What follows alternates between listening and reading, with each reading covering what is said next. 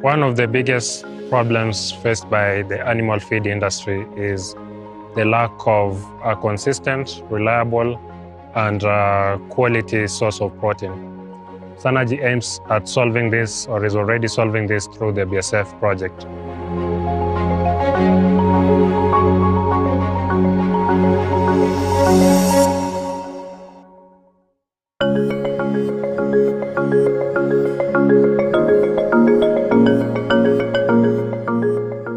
Vile mimi niko na hiyo fresh pit, nafurahia sana kwa sababu zamani nilikuwa naenda kwa choo nje. But saizi sina uoga wowote kwa sababu choo iko ndani. Hata watoto wangu pia wamefurahia juu iko karibu, tena ni safi.